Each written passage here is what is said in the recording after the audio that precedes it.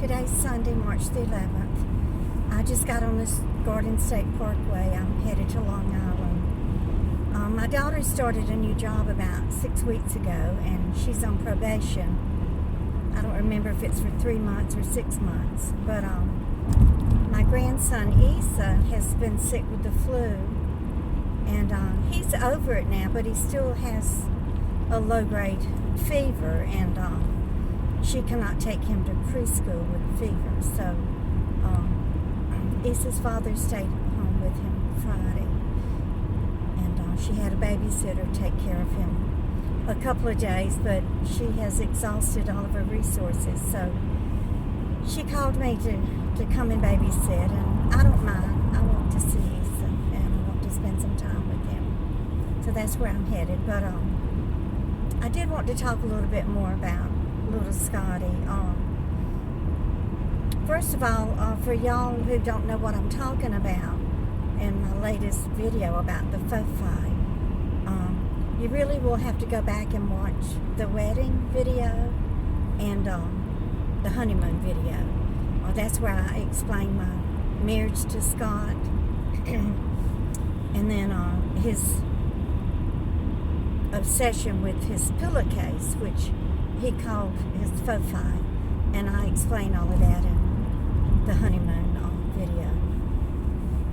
But I do appreciate y'all who have left comments sympathizing with Little Scotty and showing compassion for him, and stating that it probably had something to do with his insecurities with his mother being an alcoholic, and I'm sure that had a lot to do with it, and I'm sure that's probably where his his dependency on his little faux fight for security came from. And I'm okay with that, but what I'm not okay with was that he didn't tell me that he had this obsession, before he married me.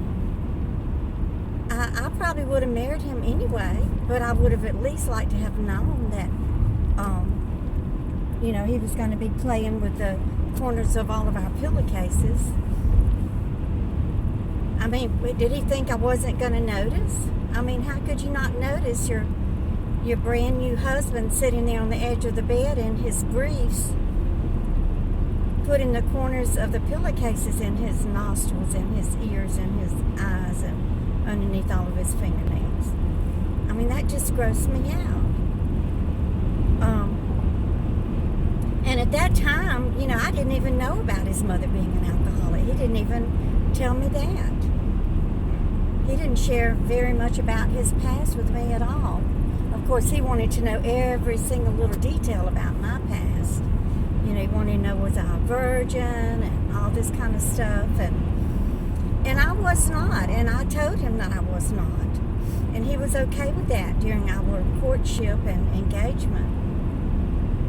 But after we got married, everything changed. Little Scotty started calling me a slut.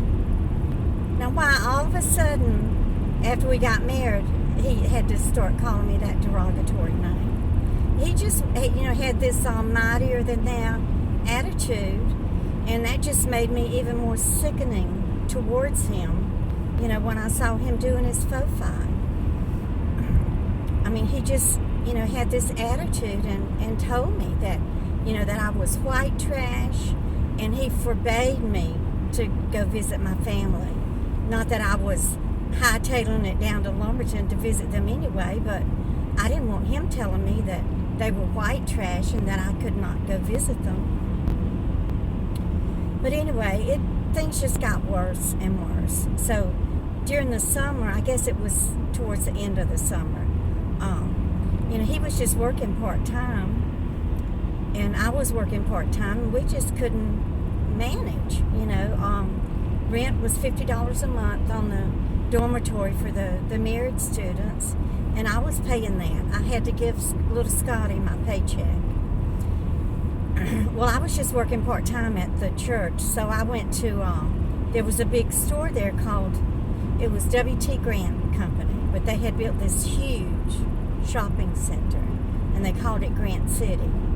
So I went in there, and applied for a job, and while I was there, the assistant manager interviewed me. And his name was John L. Sullivan. And he was about 9 or 10 years older than me, but I thought he was cute, and I think he kind of liked me a little bit, and he hired me on the spot. So I started working full-time at Grant City, and I was making $1.60 an hour. That was minimum wage. So I was clearing about $50 a week, and I had to give, my paycheck to Little Scotty. And he decided he wanted himself a brand new Pontiac Le Mans. So he ordered one, custom built now, from the Pontiac Corporation. So he had to wait, 2 or 3 months. I guess it was that was about the fall of 1970, so it would have been a 1971 model. So he finally got his Pontiac Le Mans, and he sold that old 64 Chevrolet Impala. Why didn't he give it to me? I needed a car. I didn't have a car. Little Scotty was taking me to work and picking me up and monitoring every move that I made and the clothes that I wore and everything.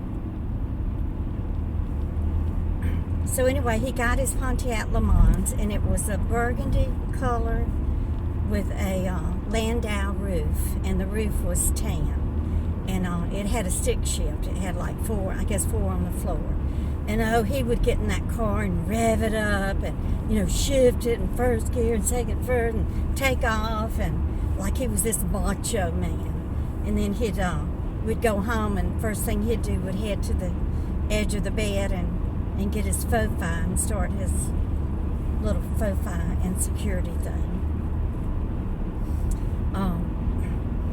Anyway, he had the money, whatever he wanted, he could spend, but I couldn't spend any money. Well, I needed some shoes. I really needed some comfortable shoes because I was standing on my feet 8 hours a day. So my mama had a doctor's appointment in Hattiesburg, and so she came up there, and we met at a cafe and had lunch and everything. And I was telling her, Mama, my feet are killing me. I need some comfortable shoes. I don't have any money to buy them. I said, do you think you could loan me $10? So she pulled out a $20 bill and handed it to me. So when I left there, I went to the store and I bought me 2 pairs of shoes for $20. So I got home, and they were sitting there in the bedroom. Well, when Scotty walked in there and saw them, he raised hell.